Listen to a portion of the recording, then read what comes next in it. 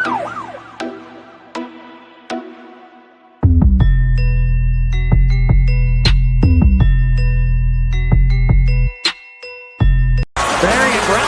across the 40, stays on his feet, cuts it back. Marion Brown, another kickoff return for a touchdown. Look out! There goes two!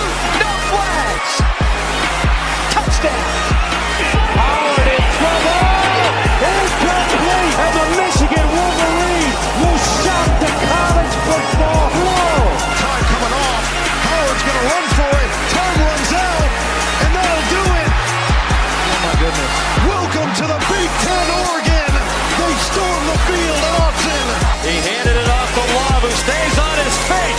Love is in the end zone. Notre Dame has won the Orange Bowl, and Marcus Freeman is taking them to the championship game.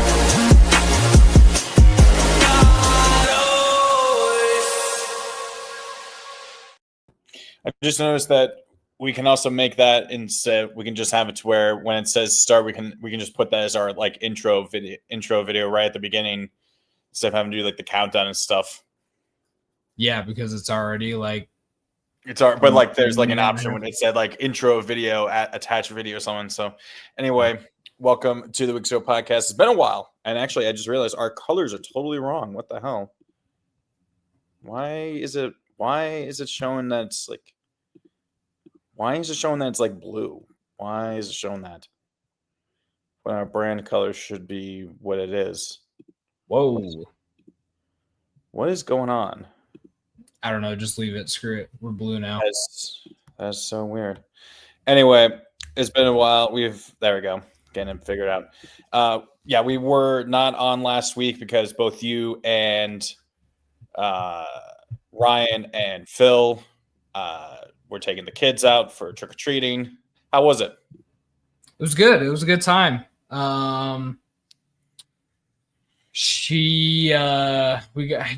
only have a few more Halloweens where we get to actually dress her the way that we want to until she starts, so before she starts giving an opinion on what she wants to actually be dressed as. Yeah. So this year she was Annabelle from the Conjuring series, and what were you guys? Were you the? No, we didn't dress up. Unfortunately, you should have been the people that investigating Annabelle or whatever. No, anytime somebody asked me, I would just tell them because I was kind of dressed up like I don't know. Have you ever watched Gilmore Girls? Oh my God! I was kind of dressed up like Luke from Gilmore Girls. And so I kind of just like told people that for all of the young kids that are watching this, that's a deep cut that they are not aware of, and that's even before our time, even really. Like that's like early to like mid 90s when we were like just being born. It's a good show. Yeah. Anyway, I'm your host, Connor. Paper bag time Doherty, of course, is Luke. Ryan is on his way right now, driving to Notre Dame for the Notre Dame Navy game. Phil said he'll be on his way, but of course, Phil operates on his own time. And Josh is sick. Unfortunately, he might have breathed in some toxins from that Louisville plane crash. Okay, that's crazy. That was dark. 38,000 gallons of gasoline. I mean, that'll do you in. That's very true. R.I.P. to those who fell on that. Unfortunately. Okay, so we'll try and be very quick about this. We have a few things to talk about. I have like 4 topics, but since it's just the two of us, we can kind of go through them quickly. So Texas beat Vandy. Are they back to being SEC contenders? Do you think that's the case, or do you think Georgia and Alabama are still clearly the top 2? Well, actually, and there's Texas A&M too. So, like, do you think Texas can challenge or challenge for a playoff maybe? Well, yeah, man. I mean, they still have their biggest game on their schedule. If you actually pull up their schedule? I want to pull up their schedule because I'm pretty sure their biggest game that they have left. I just realized the Bulls are playing sick. The biggest game that they have left is A&M. And if Arch Manning plays like he just did and how he has the last 2 weeks, Texas is going to be a tough team to beat. I mean, the reason why they were rated so high to begin with is because their team was just good. And yeah, so well, so they're off this week. Then they're at Georgia next week. That'll be a great challenge. Then they got Arkansas, and then they welcome the Aggies into their home. So that's two great opportunities. I've heard people talk about a 9-3 Texas team getting in. I just don't see it. I mean, unless they somehow backdoored their way into making the SEC championship and then won, there's no way I think a three-loss team can make the playoff. Yeah, I agree. I think it would be really, really tough. I mean, if they win out, obviously, they're going to be in. Wanted to look at something. Yeah, I don't know. What are your thoughts on them? I think that Florida game is really gonna bite them in the ass when it comes to it. To whether they can actually like challenge. If they hadn't lost that game, I think they'd obviously been a much better spot. Only having one loss, they'd probably be able to drop at least one more and still be an at-large candidate. But I think playing at Georgia and then having Texas, that's two good opportunities. But I don't think even if they win both of those, I feel like either one of those teams would still finish ranked above them. So I'm telling you right now, they're not going to the SEC championship. Yeah. Because they are currently in 5th place. Ole Miss has the easiest schedule probably in the country coming up. They have nobody on their schedule. And if they have one loss. Ole Miss? They have one loss. If they beat Georgia, obviously they surpass them. If they beat A&M, they surpass them. But then that leaves Bama, and then Bama still has. I mean, it's honestly pretty easy. Their toughest game up is Oklahoma in 2 weeks. I just don't see them losing a game. Ole Miss. I mean, Florida is one of those teams this year that's just been weird. Florida's been pesky. I feel like they came close to being Georgia. Obviously, they beat Texas. They almost will get they almost got that bump of having an interim head coach last week, almost upsetting Georgia. So I think they're going to be a pesky, kind of frisky team the rest of the way. Florida will be. But I mean, this is the upcoming schedule for Ole Miss: the Citadel, Florida, Mississippi State. Oh yeah, I'm starting Chambliss in our fantasy against Citadel. He's gonna cook. Like that's an super easy schedule. I just don't see it happening. But I think obviously if they win out, they're gonna be in the playoff, no doubt in my mind. Yeah, I think that's fair though. But whether they can actually win the actual SEC, it doesn't seem like it's possible. Okay, I think we're in agreement there. This one, so Ohio State beats Penn State. Is in your opinion, do you even think there's really any team that can challenge Ohio State, the Buckeyes, for the title right now? Because it feels like there's a gap really between them and everybody else. Yes, I think there are two teams right now that can challenge them, and that would be Alabama and Indiana. Oh, you do think Indiana? Okay. Dude, I'm telling you, not just because Oregon lost to them, I'm telling you, Indiana is a really, really good team. And, Mendoza hasn't had any faults like at all this season. And even if he does, their run game is remarkable. Their defense is the best I have seen in college football this year. I mean, it's absolutely ridiculous. The most points they've allowed all season was to us, and it was 20. They haven't allowed, they've only allowed 15 or more twice.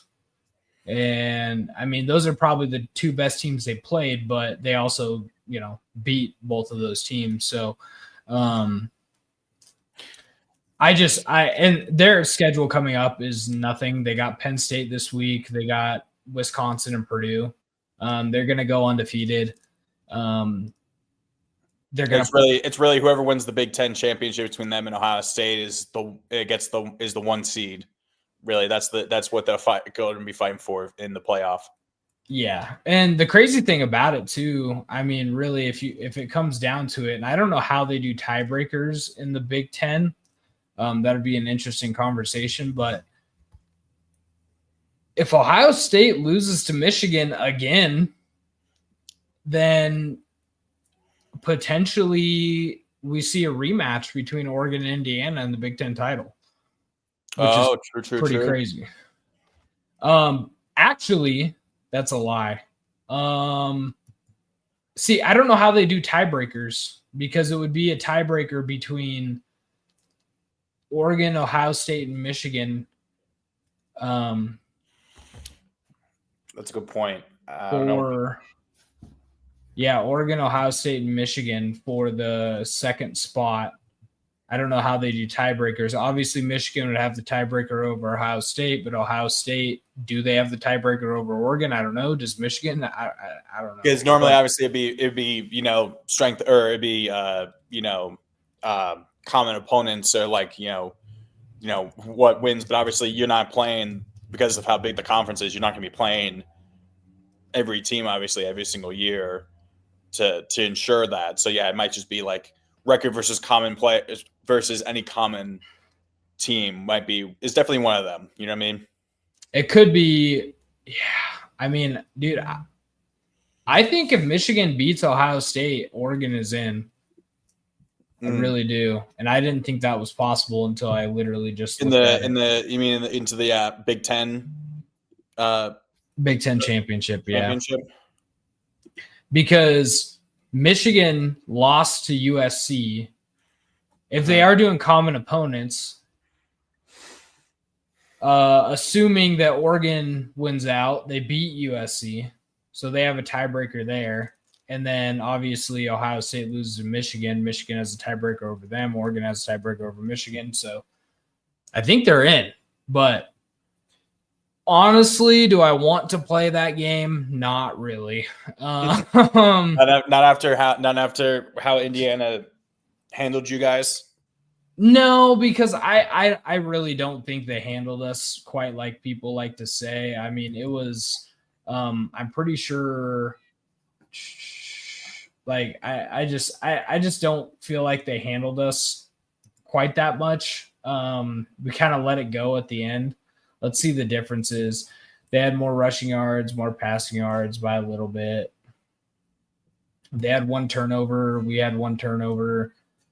Like, I don't know. But I'm not worried about that as much as, like, how we got screwed last year. Winning the Big Ten title game, getting the number 1 overall place. Because I guarantee you, whoever wins the Big Ten is going to get the number 1 seed. Yeah, absolutely. So I don't want that again. I don't want to get hammered in the Rose Bowl again. You're feeling some sort of way, or your PTSD about it. Yeah, I don't want that. Yeah. But yeah, I mean, I got the 2 teams. I don't know what you think. Yeah, I mean, I think Bama can definitely challenge. Obviously, that Florida State loss is looking worse and worse, but it's week 1. Anything can happen in week 1. Both NFL and college football proves that. I think, maybe I do like what Indiana is doing and how they've been looking. I just do think there's a pretty decent sizable gap between Ohio State and everybody else, it feels like. Okay. We're going to move on. I just had a quick thing. So what even is the ACC? The ACC is kind of just a gigantic cluster right now. So right now, actually, Virginia is actually leading the ACC. So they're 5-0, but they opened the season in a non-conference game versus NC State. So it's almost like 6-0, but Georgia Tech lost. Louisville beat Virginia Tech. SMU just beat Miami. So Miami's down here. Duke's kind of coming up, but their overall records. I don't know who's truly good in the ACC right now. and it's just kind of a gigantic mess. The correct answer is none of them. Fair enough. The ACC kind of reminds me of the old Pac-12. It's just eating itself alive. Where it's just eating itself alive. There's no like dominant team. Everybody's kind of like good in their own right. And so like, I just don't like, obviously you can see clear as day that the committee has they have no respect for the ACC at all. I mean, their top ranked team is number 14. So they have, and they're only in because they're just the top ranked team in the ACC. That's the only reason they're in the top 12, technically speaking, even though they're not in the top 12 actual rankings. Yeah, there's just no respect for them, and rightfully so, because it's a bad conference this year. Yeah, I don't know. It's definitely interesting. I think it's funny. This actually brings up a point where there's a lot of people lately that have been talking about the G5 and how the G5 shouldn't be in it and all this kind of stuff, all this nonsense. Yeah. What makes the G5 any worse than the ACC right now? Because I think Memphis could go into Virginia and beat Virginia today. I think North Texas could go into Virginia or Georgia Tech and beat them. I think Navy has the offense to do it. Defense, no, but I think that's definitely a possibility. And it's actually funny. That was the very next thing I was going to have. Which G5 team do you think has the best chance to make the playoff right now? Because I think right now they have Memphis, but that's just in the AAC. North Texas has a really good chance. I think USF has a good chance. Navy, if they hadn't lost and they were undefeated going into Notre Dame this week, would have had a better chance. Would have a good chance too. But it's Memphis. It's Memphis. Their comeback win over South Florida was incredible. I don't know how they managed to lose to UAB, but incredible comeback win against South Florida. They play Tulane tonight. So we'll get to see how that goes. But so technically Navy is still has the best conference record because they have an extra win. They're 5-1. Yes, but also Memphis and Navy play each other in the last game of the season. Yeah, so I feel like North Texas beat Navy. For them. I feel like that Navy Memphis. I feel like North Texas is definitely the other team that's going to be in there. That Navy Memphis game is going to be the decider for the title game, and then obviously whoever wins that makes the playoff. I definitely would like to see North Texas make it, just because I would love to see what that offense can do. Well, and here's the thing too: is you could get to a point where, say, you have 7-2 South Florida, and then 10-2 South Florida, and then you have 10-2 Memphis in the championship game. That opens up the door for teams like North Texas. Mm-hmm. What are they in? They're not in the American, are they? Are they in the American? North Texas is right there. They're third in the conference. Oh, they're in the American. Yeah, right there. Right under there. It's Navy, Memphis, That's North true. Texas. So yeah, I think it's that's definitely a good point. What I was actually trying to say, and I think North Texas has a better. I mean, really, they have a better loss than any other team. Who are they lose to? South Florida. Oh yeah. South Florida with the loss to Memphis and Miami. I don't know. I really don't. Kennesaw State is 6-2. That's crazy. Oh geez. They're playing on a easy mode on College Football 26. But here's a question that I have for you. Yeah. We're talking about the group of 5. What happens if San Diego State wins out? Oh, that's a good point. I mean, because they're in our pick'ems and they are 7-1. They could go 11 and win the Mountain West. Yeah. Right now, it looks like they would end up playing Boise State. That's a good question. But I will say that they did lose to Washington State, which isn't good. Because that is not a very good loss. North Texas beat the heck out of them. But don't sleep on San Diego State because they got one of the best defenses in college football this year. I mean, they gave up 36 to Washington State, which isn't great, but they're the only team in college football to hold 3 different teams to 0 points.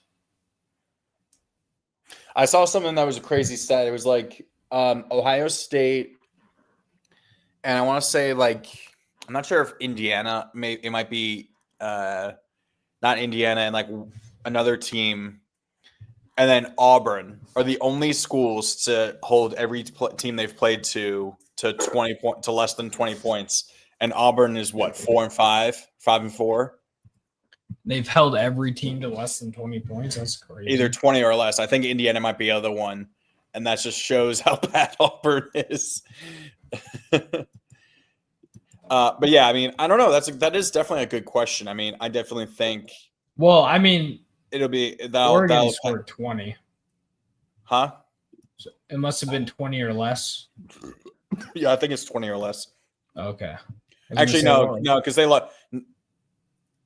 No, because Oregon scored 20 on Indiana. No, because they lost to Missouri 23-17.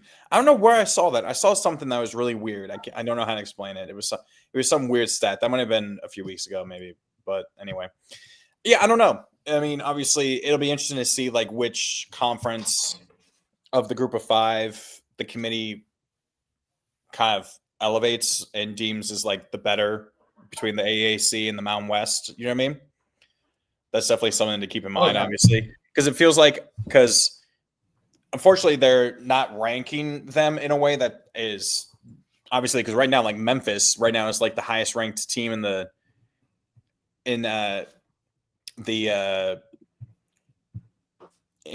Are they ranked? Is Memphis actually ranked 12th? No, they're not even actually ranked. No.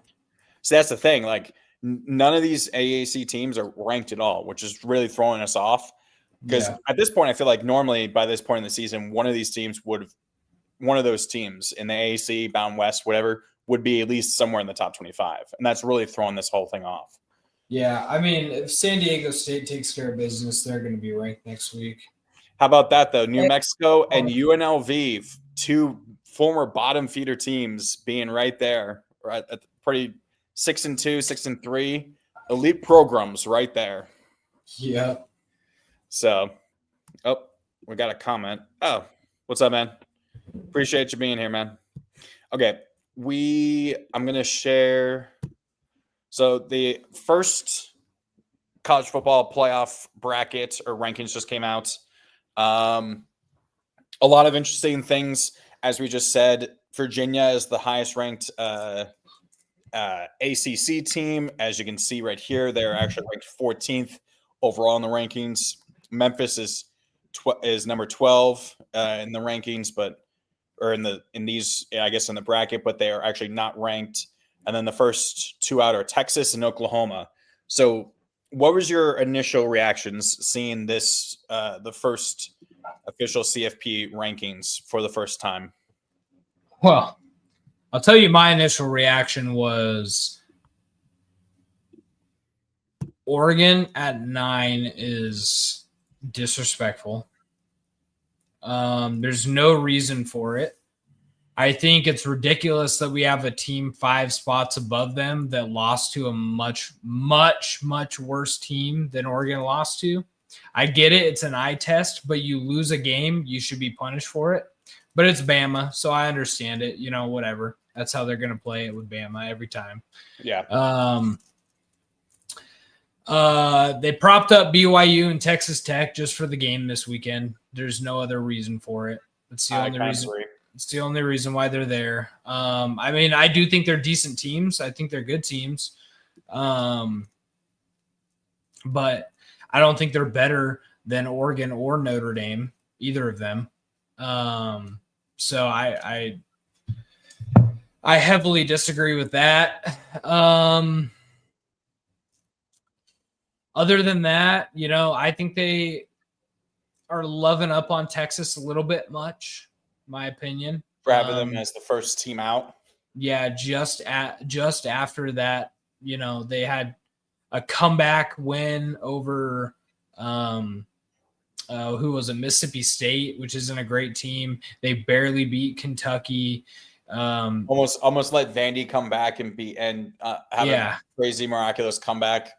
Yeah, almost let Vandy come back. Like, I just don't see it. I think you got your top 3 100% right. I think Georgia at 5 is right. I like seeing Ole Miss in there. They deserve it.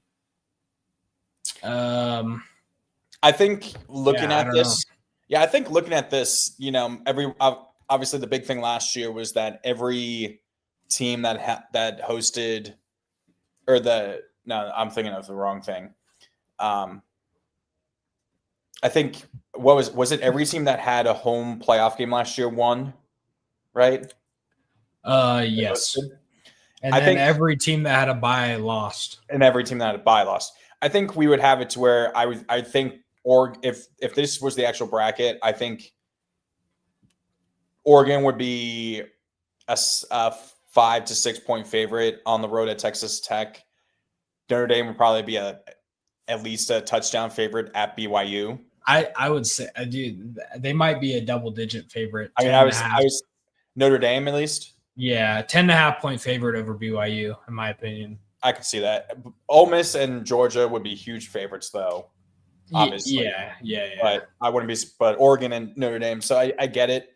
I think this would be a blast though, because like if everything went exactly how I think it would go, we would have Georgia, Bama, which is always a great game. We would have Oregon getting to, rematch Ohio State from last year's playoff team. We would have Ole Miss and Texas A&M, which would be a great game, and then Notre Dame and Indiana. I think that quarterfinal. And Ryan wants that. He's been gatekeeping He's been gatekeeping the shit out of Indiana fans this year. It's hilarious. Oh, yeah. I think that would be a incredible quarterfinals, much better than we had last year, where we had teams like Boise State and Arizona State. Which, no disrespect to Arizona State or Boise State, but they're not Alabama. A&M. No, but at least we got the best game of the season of the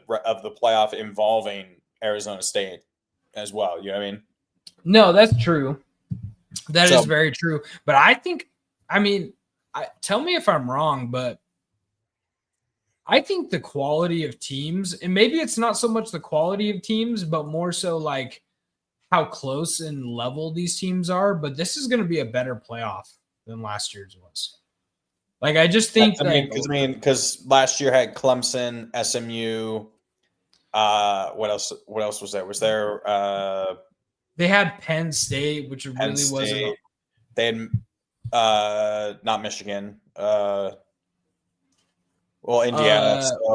And Tennessee. Oh, Tennessee. Yeah, that's the other one that we're missing. Like, it just wasn't. I feel like this year's, outside of Virginia and Memphis, this year's teams, like those teams right there, are really good teams. Mm-hmm. And obviously we're going to see either BYU, Texas Tech fall out. I think in a perfect world, especially for the committee and for myself, I would like to see BYU win that game so Texas Tech can kind of go off in the distance. I do not want to play a playoff game in Lubbock at all. They almost beat you guys. What was it last year? Was that last year or 2 years ago? They almost beat you guys in Lubbock 2 years ago. Yeah, I remember you were like sweating bullets actually during that game. We all thought it was going to be a blowout, and then you barely scraped by at the end. Yeah, I don't know, but obviously Texas, if that happens, Texas and Oklahoma would be lurking there. I think that would be really annoying if Texas was able to backdoor their way into the playoff. I think but I'm sure that's what the committee would want. But listen, I mean, if they beat Georgia and Texas A&M, then rightfully so. They should be. Or if at least if they beat one of them, but because they already have 2 losses. Never mind. If they get in at 9-3, then I'm going to be pretty upset. That's what I'm saying. Like if they do make it a 9-3, that's going to be too much. But if they get in beating number 5 and number 3 in these rankings, then that's more fair. Or that's at least more understandable. Or more. And then you think about it like their losses. Obviously Florida isn't a good loss, but Georgia struggled with them too. And Bama also has the Florida State loss weighing them down too as well. But then you look at Texas, they lost to Ohio State by 7. That's Ohio State's closest game on the road. Yeah. So like how much do you hold that against them? I don't think you can. Not too much, at least, I think. Personally, Notre Dame should get in. Them being independent is the reason why. I get it. That's just how the cookie crumbles. Impressed with Indiana. Yeah, I think Indiana's proven it. And we didn't talk about this because we didn't have a show last week. What was your thoughts on the Kurt Signetti getting that long extension? Deserved. Well deserved. I mean, when you go from losing, 2 games in your first season after Indiana has been, I think their highest ranking that I can ever remember was like 17, something like that. And then doing what he did last year, and then obviously just being even better this year. Dude, imagine if he somehow actually did get them to the championship and they won the title. That'd be ridiculous. That'd be crazy. Yeah, it would be pretty. It'd be pretty remarkable. They should just unveil a statue of him right then, like before next season. You know what I mean? Like, and that's a thing that kind of bugs me because I'm like, I think Dan Lanning is one of the best coaches in college football, but like, I don't know. I see a bit of a difference in like the Signetti team, and like with Ryan Day, obviously he's had some good seasons. It took him a really long time to win a championship. And I think to break through. We might see the same thing with Dan Lanning. I hope it's a lot sooner than, 8 years into his career. But is that how long Ryan Day has been at Ohio State? Has it really been that long? Well, he's been there since I think Urban left after he won the title. So he's been there since like 16 at least. 2016. I think is when he got in, or maybe even 15. I don't know if he took over for Urban right away. No, because Urban definitely was the head coach when they played Virginia Tech to open the 2015 season. Definitely. That was the 2014 season. No, they played 14 and then 15. Oh. Yeah, Virginia Tech beat Ohio State in 14. Then Virginia Tech hosted Ohio State week 1 of the 2015 season.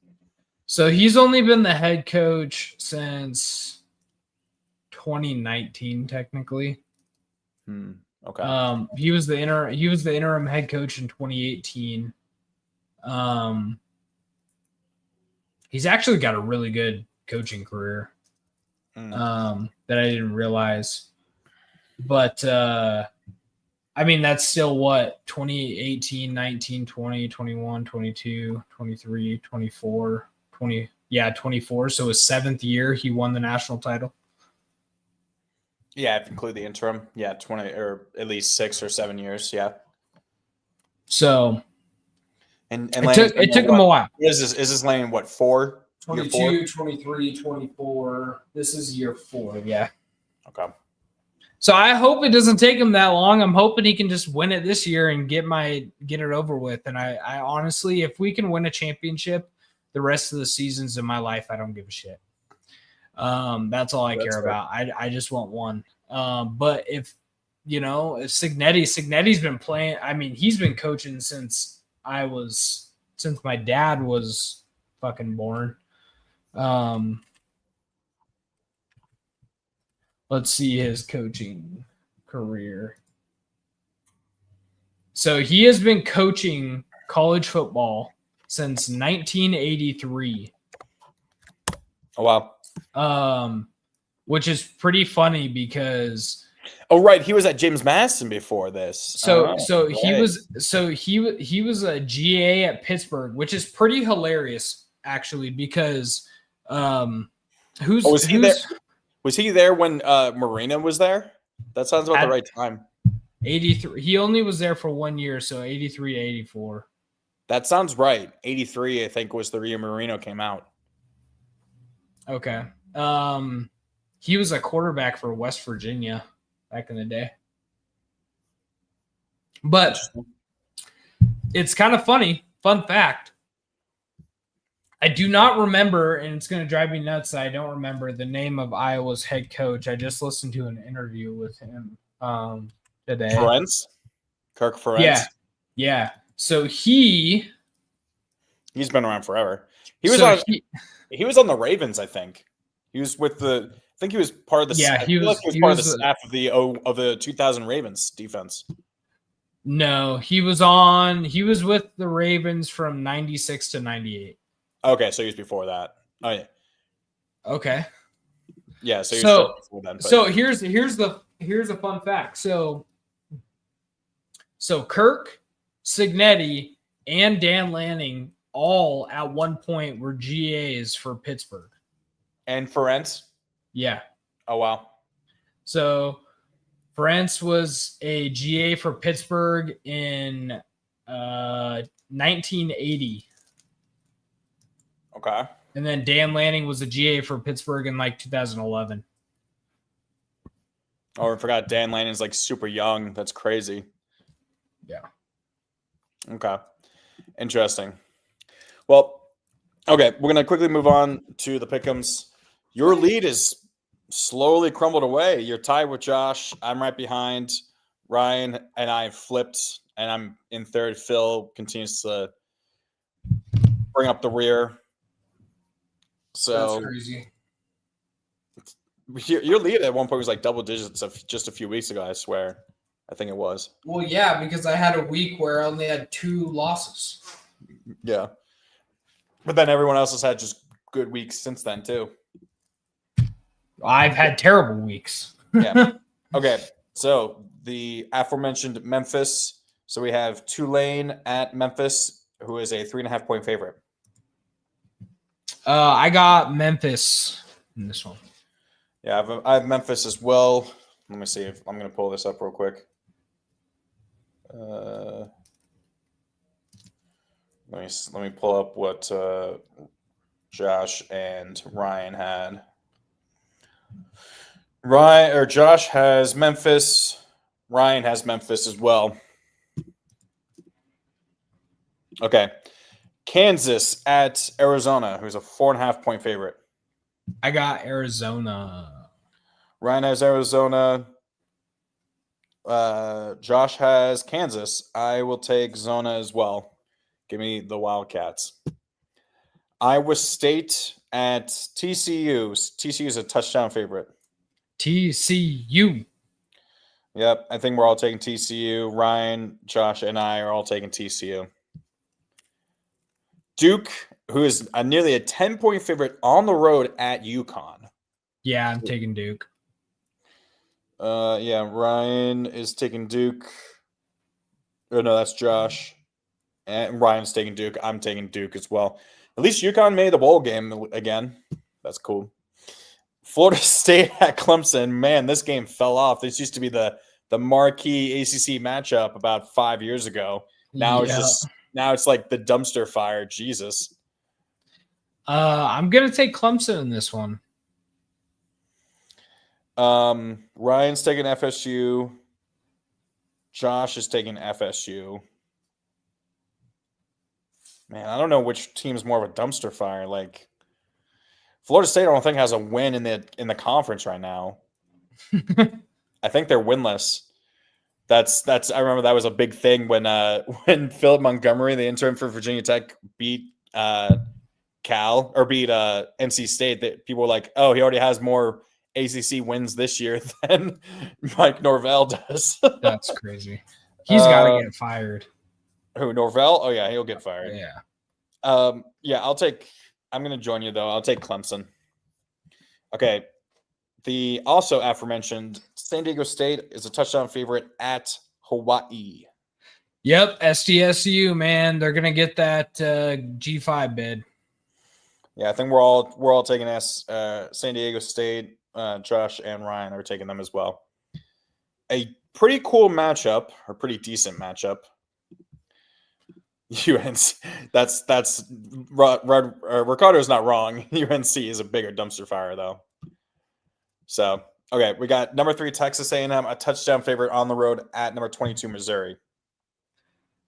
I'm taking A&M. Missouri's playing with a backup quarterback. Oh, true. Yeah, I think that's a sweep. Ryan and Josh are taking Texas A&M. I'll take Texas A&M as well. Unfortunately, we're picking a lot of the same right now.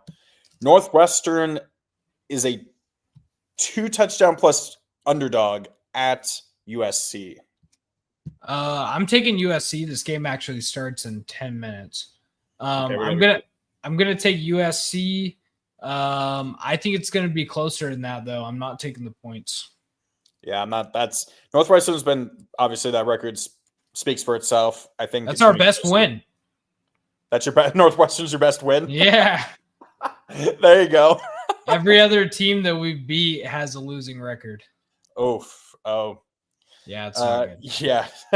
Yeah. Ryan's taking USC. Josh's taking USC. I'm also going to take USC.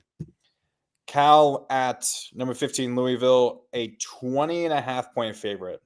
Yeah, I don't know why this one's on here. Cal has probably the worst run defense I've ever seen in my life, and Louisville has a guy named Isaac Brown. Yeah, exactly. Virginia Tech 57 yards, and we still almost lost because our because VT's defense is that bad. Just fell apart. But yeah, Louisville's going to run all over these guys. They might win by 20. I'm not taking that spread, but they might. Yeah, Louisville playing with a heavy heart, obviously, with what happened with the plane crash. RIP to them. Yeah, Ryan and Josh are taking Louisville. Louisville, I'm taking Louisville as well. Wake Forest at number 14, UVA, in a spot that they are not used to, being this highly ranked, the Cavaliers, who are a nearly touchdown favorite. I'm gonna take Virginia. Yeah. Well. I do think this is gonna be an interesting game, but I'm gonna take Virginia because it's at home. So Ryan's taking Wake. Wake's been a feisty team. They honestly they should be 6-2 if not for being screwed by the refs against Georgia Tech. Yeah. Where they didn't call an offside penalty. Josh is going to take UVA. Do I take the Cavs? I don't know. I'll take the Cavs. I'll take the Cavs, unfortunately. I don't like it, but I'll take them. Okay, number 5, Georgia, nearly a 9-point favorite at Mississippi State. I feel like that's a smaller spread than you would think for against a team that's not that good, obviously, or that's kind of average in Mississippi State. Yeah, Georgia and the points. Yeah, I think that's a clean sweep for Georgia. Yeah, we're all taking Georgia and the points. LSU at number 10, Alabama, a 10-point favorite. I feel like LSU's maybe again the bump for the interim head coach bump. You know what I mean? Because I wouldn't be surprised if they come out feisty in the first half. No longer having to deal with Brian Kelly. That's something we didn't talk about. That I completely forgot. We forgot to talk about that too. We can talk about that next time Ryan's on. Yeah. Oh yeah. He's gonna give his 2 cents for about 20 minutes. It's gonna be hilarious. So yeah. Yeah, I'm taking Bama, but man, this game, like you said, that interim head coach bump, I think LSU is going to put up a good fight. Yeah, it's a clean sweep for Bama. Ryan and Josh are taking them, and I'm going to take Bama as well. But I would not be surprised if this is like a 3 to if this is a less than touchdown lead for Bama, at least at halftime. You know what I mean? And LSU comes out feisty, and Bama finally pulls away in the second half. But it's going to be, I think it's been closer than you think. Okay, number 2, Indiana, a 2 touchdown favorite on the road at Penn State. I'm taking Indiana in this. I mean, Penn State has maybe the worst quarterback I've ever watched play football. Ryan is taking Indiana. Josh taking Indiana. I'm taking Indiana. We're taking a lot of the same teams right now. Ryan did not pick the best games because I feel like we're all just taking the same teams right now, it seems. But maybe this will be different. Florida, a 3-point favorite on the road at Kentucky. I think we're all going to take Florida here. I'm taking Florida. Josh took Florida, but Ryan took Kentucky. Oh, okay. And I think that I don't know if Kentucky is going to be able to continue any amount of good momentum they have from beating Auburn last week. Was it Auburn? Yeah. Yes. Auburn has the worst offense I've ever seen in my life. That's true. Other than the Broncos offense. But I'm going to take Kentucky, actually. I need to differentiate. I need to make a difference here. Navy, 7-1 at number 10, Notre Dame, a 26.5-point favorite Notre Dame is. That is a huge margin. That is a huge margin. I don't think they cover that, but I think Notre Dame gets the win. I unfortunately agree. I actually think there's very good possibility that Notre Dame actually does cover because Navy's passing defense and just defense in general is not very good. That's true. So Navy's offense is just like, unfortunately, they're kind of like almost like the Bengals of college football, where their defense is so bad that they just have to try and outscore the other team because the defense is not going to really get that many stops. Yep. But yeah, Ryan has Notre Dame. He'll be at the game. Josh has Notre Dame, and I'm going to take Notre Dame as well. Unfortunately, I'll be happy if Navy somehow pulls off the win because that'll be hilarious. That would be crazy. But yeah. So unfortunately, your team. Obviously, I'll go first on this. Number 9, Oregon. Excuse me, a 6-point favorite on the road at number 20, Iowa. So real quick, Josh said Oregon. Ryan still has not given officially what his pick is on this game because he never responded to you saying he missed the Oregon game. Yep. Oh man, I know people are picking. I will go Iowa. I don't know. If is this a night game or is this a midday? No, midday. Well, actually, it's like what? If it's a 3:30, then it'll be nighttime at the end of the game. No, I think because they're on Central Time or some shit like that, right? Yeah, I think they're Central. So I think it's like 1:30. I think it's like an hour. That's past us or something like that. That's a really weird time. I'll still take Iowa for now. I wouldn't be surprised if I lose the point, but I'll take Iowa just to be contrarian and different. Yeah, I'm taking Iowa as well. Okay. I'm doing it for the pick'ems, but it's not Eastern time. I'm pretty sure it might be. Is it? No, I was I was nowhere close to Eastern. No. Yeah, I didn't think so. I'm pretty sure it's like they're either central or mountain. Yeah. But I'm gonna take Iowa only because it's gonna be some nasty weather. They're already calling for rain and 20-mile-per-hour winds. It's gonna be some nasty weather. I think the biggest difference. Here's the thing: is like Oregon has more ways to win this game than Iowa does. If Oregon can shut down the run or at least long enough, they're going to win this game because they have so many weapons. There is a good chance. I wouldn't say a good chance, but there is a chance that Evan Stewart dresses for this game. Okay. To keep his medical red shirt.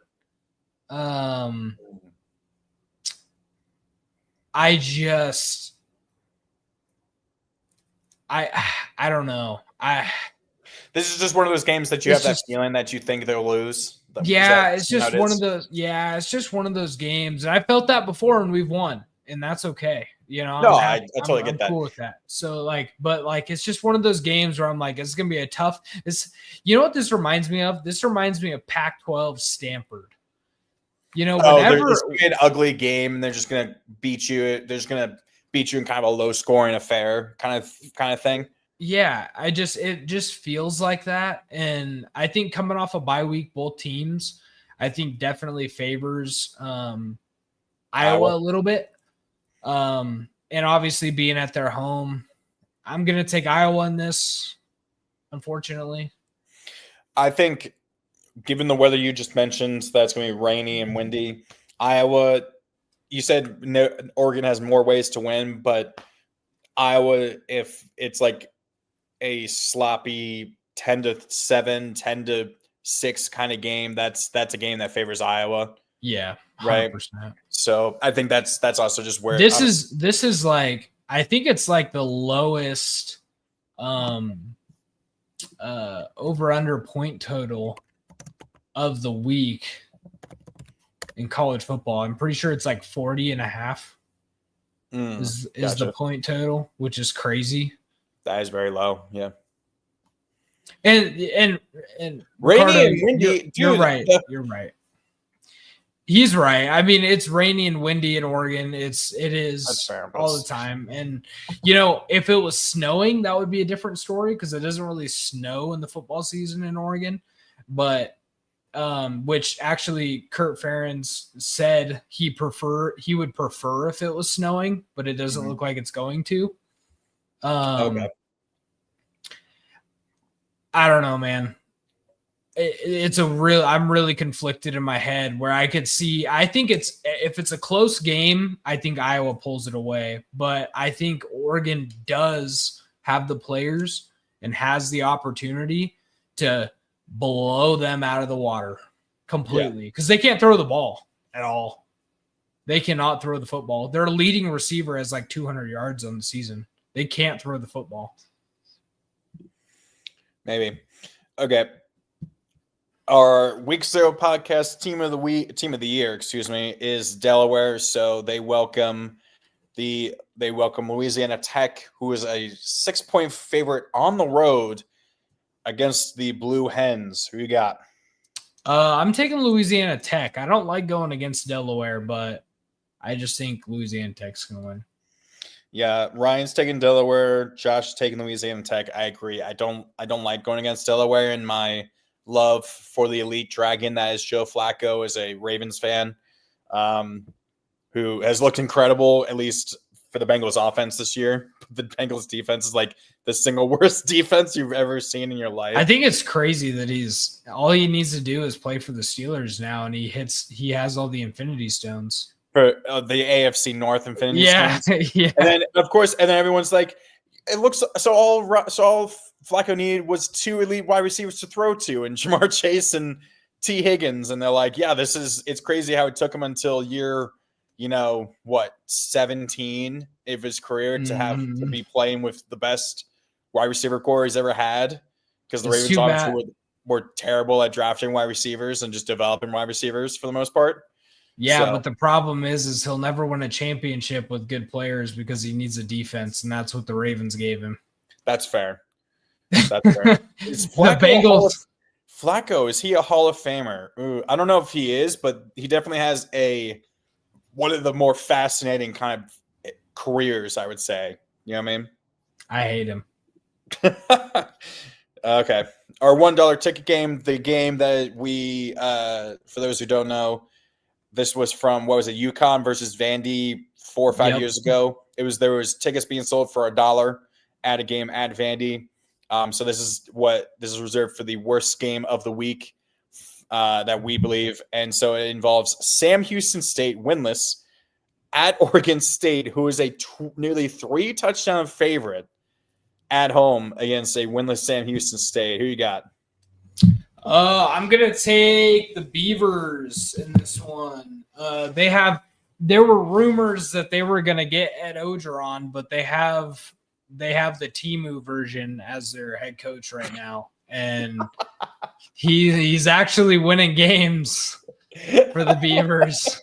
The Timu version. I don't know if you've ever seen this guy talk before, but he just sounds exactly like Ed Orgeron. Oh yeah, I mean, Are you gonna pull him up? Oh yeah, I'm gonna. Let me see this. Okay, real quick. Ryan has Oregon State. Josh has Oregon State. I'm taking Oregon State as well. Sam Houston, I don't know if their head coach is still the same, but I think they used to be head coached by Virginia Tech's former offensive coordinator back under Justin Fuente, who sucked. And so that shows why Sam Houston State is so bad. Duval. You gonna pull it up? Yeah, just give me a sec. Yeah, take your time. Oh man, that's funny. That is funny.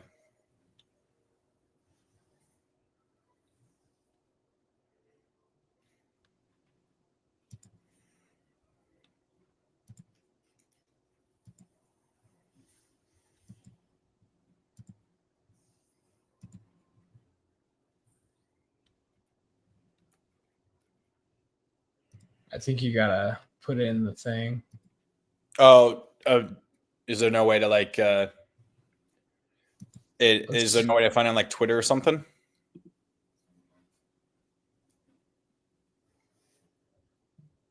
There's no sound. Oh, what? I don't hear anything. Hold up. Maybe Okay. It's all right. We're gonna figure this out. We're gonna figure this out as a team. As a team. Maybe your headphones, unfortunately. I hear it in my headphones, but Maybe that's why. I don't know how to fix it. I don't know how to fix it. There's really no sound, huh? No. Sadly, no. Damn. Look up this guy. See if you can do it. Rob Aki. I will. I definitely will. I'll look him up. Okay, let's just move on to finish this up real quick. Okay, finally, our game of the week, the one that College Football Playoff Committee is purposely ranked them this way to make this game a lot more important. Number 7, an undefeated BYU at number 8, Texas Tech, 7-1, who is a 10-point favorite at home. Who you got?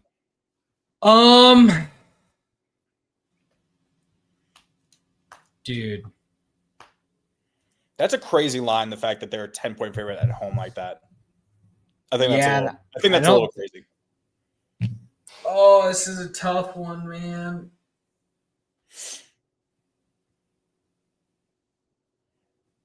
I'm going to go BYU. Okay. I believe in the Bear. There you go. Ryan is going with Texas Tech. Josh is going BYU. And I'm going to go with Texas Tech. I've been riding with them all year. I think they were my Big 12 pick. So, oh, wow. He's taking Tech by 12. They have kids already. Hey, Utah used to beat the hell out of Oregon with like 28-year-olds on their team. So, I mean, I'm just saying, like, BYU can do it too. That's fair. Okay, so that wraps up for this week. Hopefully next week, obviously last week we weren't here because of Halloween. Hopefully Josh and Ryan will be able to join us. We'll be able to talk a little bit more. Ryan will be able to spend 20 minutes talking about Brian Kelly being fired from LSU. And he gets to revel and gloat about it. So for Lucas, I am Connor. This has been the Week So Podcast. We will be back next week. Until then, guys, see you later.